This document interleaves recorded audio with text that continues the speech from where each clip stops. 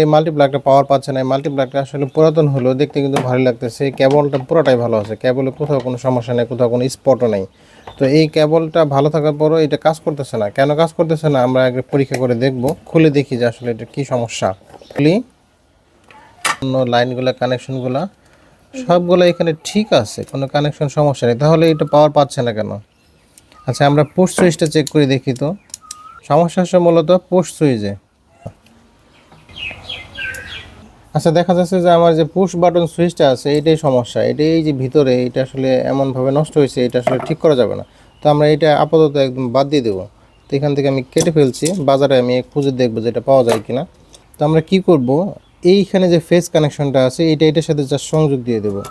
তো সুইচের কাজ তো আসলে সংযোগ দেওয়া। তো আমি সুইচটা এখানে আলাদা করে ফেলছি, আর এইখান থেকে একটু ইনসুলেশন খুলে নিচ্ছি। তো এটা ঝালাই করতে পারলে ভালো হতো, যেহেতু আমার কাছে এখন ঝালাই নাই। মূল কথা হচ্ছে আমার ফেজ এবং নিউট্রাল দুইটার ডিস্টেন্সটা একটু বজায় রাখতে হবে, দুইটা যাতে একটা আরেকটার সাথে লেগে না যায়। এখন আমরা টেস্ট করে দেখি যে এখানে দেখেন এইখানে ইন্ডিকেটর জ্বলতেছে। এই যে ইন্ডিকেটর জ্বলতেছে দেখে বোঝা যাচ্ছে যে এটা আসলে আমাদের এখন সুইচ ছাড়া কাজ করতেছে। এই যে সুইচ ছাড়া এখন এটা সরাসরি কাজ করতেছে। টেস্টার ধরলে বোঝা যাবে। এই যে দেখেন টেস্টার ধরলে বোঝা যাচ্ছে যে আসলে আমাদের পাওয়ারটা কাজ হচ্ছে।